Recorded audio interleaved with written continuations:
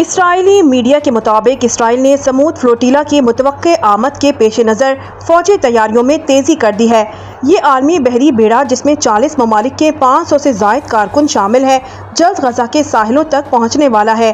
اس دوران یہودیوں کا مذہبی تہوار یوم الغفران بھی منایا جا رہا ہوگا۔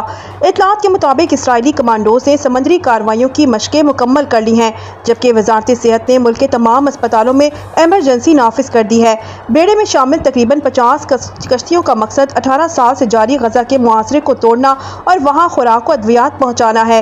اسرائیل نے تجویز دی تھی کہ امداد اسکلان، قبرص یا ویٹیکن کے ذریعے منتقل کی جائے، تاہم منظمین نے یہ تجویز مسترد کر دی۔